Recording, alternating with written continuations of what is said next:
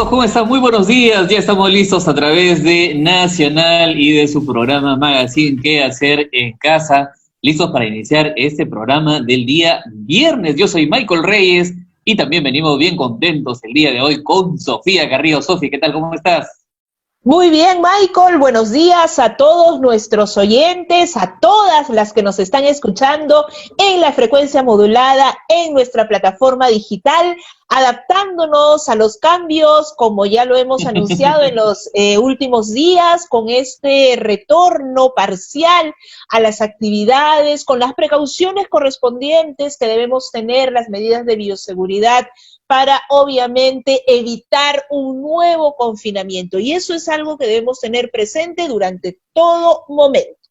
Sofía, la responsabilidad ya recae en cada persona, en cada uno de nosotros de desarrollar nuestra cuarentena inteligente, como lo han mencionado los especialistas, pero hay algunas secuelas que nos puede haber dejado, algunas secuelas psicológicas, quiero decir, que debemos ir tratando o debemos ir conversando para ver de qué manera podemos ir sobrellevando esta situación o si necesitamos la ayuda de algún profesional en este caso. Así es, y por eso tenemos ya la presencia del psicólogo Renzo Martínez, que nos está acompañando. Él es especialista en la modificación del comportamiento y la conducta. ¿Cómo está, Renzo? Bienvenido a Nacional.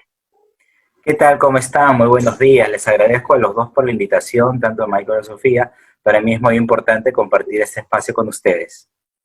Doctor, en principio, ¿cuáles son las principales secuelas psicológicas que nos podría estar dejando el fin de estos más de 107 días que hemos tenido de aislamiento, de cuarentena, que se ha convertido en centena, pero ahora tratamos de volver a esta nueva normalidad? ¿Cuáles son los criterios fundamentales o cuáles son los principales problemas que se vienen presentando? A ver, les comento un poco. Tenemos la suerte de la experiencia de otros países.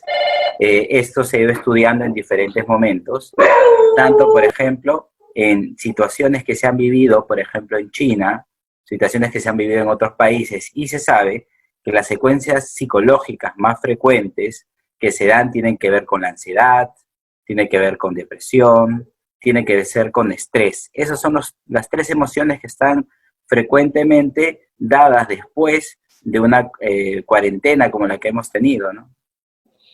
Y en ese sentido, ¿qué es lo que podríamos hacer? Porque también hay que reconocer que personas que han tenido trastornos antes de la pandemia existen. Quizás han agudizado esta situación durante estos días, pero ahora vamos a sumar a otras personas. ¿Cómo manejar esta situación? ¿Se puede hacer este manejo solamente con la familia? ¿Es necesario recurrir a un profesional de la salud? ¿Cuándo saberlo? Claro que sí, Sofía, te la dejo por la pregunta. Es muy importante ir paso a paso dentro de esta evaluación. Les comento que en el Hospital Hermilo Valdizán, por ejemplo, hemos mantenido todo este tiempo un contacto con nuestros pacientes vía telefónica, vía alguna herramienta virtual, ¿no? Y sí nos hemos dado cuenta la activación de muchos síntomas ante esta cuarentena que hemos vivido todos, y también lo que se sabe, como les mencionaba momentos antes, por experiencia de otros países, de que los síntomas pueden elevarse y que se van a mostrar personas con diversas dificultades. Entonces, lo primero es tratar de estar en casa, como sabemos, tratar de cuidarnos, tratar de mejorar las relaciones con quienes vivimos, y si no podemos hacer eso, recién ahí es importante una comunicación telefónica. Hay diversas instituciones que estamos brindando esta atención, y ahí, después del descarte de un psicólogo, de un psiquiatra, de un profesional de la salud, podemos ver la posibilidad de seguir un tratamiento. Pero es fundamental en ir paso a paso, porque tampoco queremos que pase lo mismo que ha sucedido en la salud física, ¿no? Que se llenen los hospitales, que las personas vayan cuando todavía hay la posibilidad de contagio. Entonces la idea es ir paso a paso, y todos los profesionales vamos a estar abiertos a apoyarlos y ayudarlos en este momento. Y hablando del estrés postraumático, ¿cuáles serían las características del mismo? También se han aumentado incluso dentro del hogar los niveles de irritabilidad. Entonces, toda esta situación tiene que ser abordada de manera adecuada, ¿no? Claro que sí, ¿no? Si revisamos algunas encuestas, por ejemplo, hay encuestadoras en nuestro país que han visto, por ejemplo, en abril a un aumento de un 20-30% algunas emociones, como tú mencionas, del estrés, de la ansiedad. En mayo ya se ha visto que hay personas que reportan hasta un 50% de la población teniendo cuestiones de ansiedad y estrés. Imagínense ahora que llegamos a junio, ahora que estamos entrando ya a julio, las cosas que van a ir apareciendo. Entonces es importantísimo poder tener una evaluación para darnos cuenta si necesitamos un apoyo. Y sí, ¿no? Tú hablabas del estrés postraumático, que es uno también de los síntomas, los trastornos que se han visto en otros países, y es importante identificarlo, ¿no? Esto justamente se da como consecuencia de un hecho muy fuerte, muy complicado como el que hemos vivido, ¿no? Algunos tal vez necesitan algo de tiempo para adaptarse, y eso es lo que nosotros también llamamos como trastorno de adaptación. Pero si la persona pasa el tiempo y no puede manejar esta situación y comienzan a ver, nosotros decimos flashbacks, que son como recuerdos, como imágenes de situaciones vividas en este tiempo, sí va a ser fundamental el apoyo de un profesional de la salud, en este caso un médico, un psicólogo, para poder trabajar con esas personas. ¿Esta afectación varía de acuerdo a cómo se ha afrontado el confinamiento o no necesariamente es muy determinante? Lo básico aquí a tener en cuenta es la estructura de la personalidad, ¿no? El estilo de afrontamiento que cada uno tiene hacia los problemas, ¿no? Obviamente podemos ver factores que también son importantes, que va a ser el económico, que va a ser el tiempo que se tenga en casa, ¿no? La edad, ¿no? Eso también es muy importante, ¿no? Vamos a ver, por ejemplo, personas que económicamente han seguido su trabajo de forma virtual, de forma no presencial, entonces obviamente los síntomas van a ser menores, ¿no? Vemos personas con un trastorno de ansiedad ya, que esta situación ha aumentado, ¿no? La idea de contagiarse del COVID ha sido bastante fuerte en muchos pacientes que han tenido crisis en casa y que han tenido que ir a las asistencias de los hospitales de salud mental para tener un apoyo. Entonces van a haber varios factores que van a afectar. Entonces la idea es ahora que esas personas sean conscientes de esta nueva etapa, que tampoco es una oportunidad para salir y exponerse más, pero sí evaluar. Si necesitan apoyo, como mencioné hace un momento, lo van a tener de parte de todos los profesionales de la salud. ¿Y cómo llegar al equilibrio cuando uno tiene, por ejemplo, que ir a trabajar o buscar trabajo?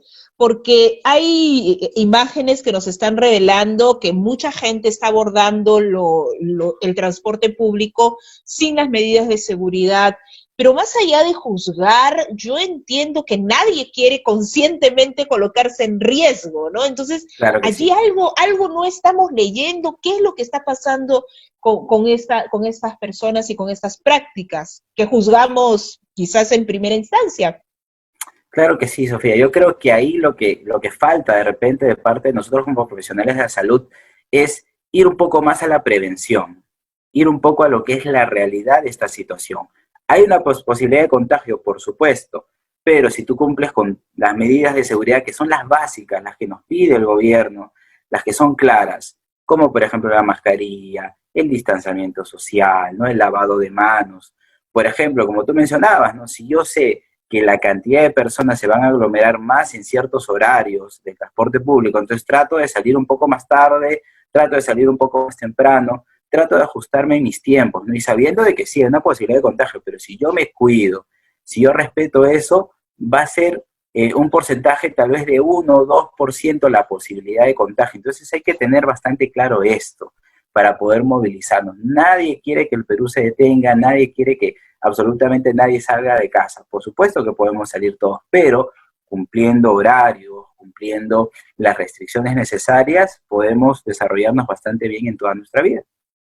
Claro, doctor, yo quisiera hacerle una pregunta respecto al trabajo remoto que se viene desarrollando hoy en día desde nuestros domicilios, cosa que lo que estamos haciendo Sí, ahora. Hay claro. una cierta prevalencia respecto a esta situación. Rapidísimo me gustaría que nos comente cómo podemos nosotros manejar esta situación.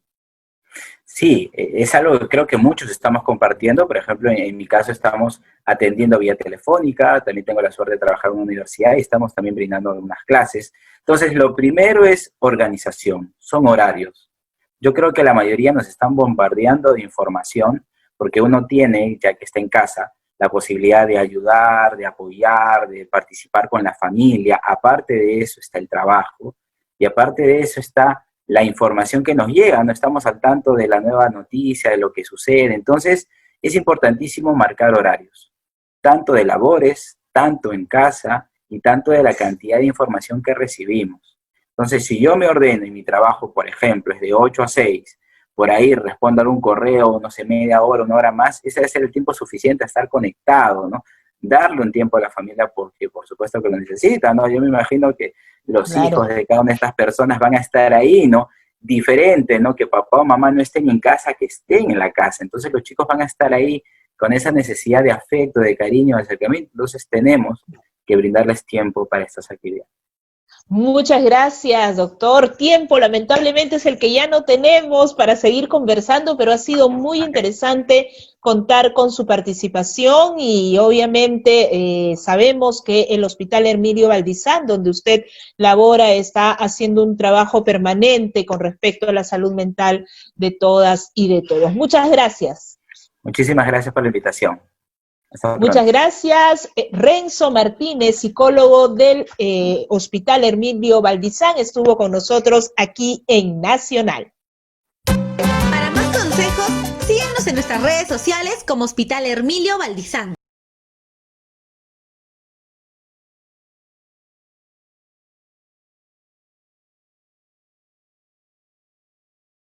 Gobierno del Perú. El Perú primero.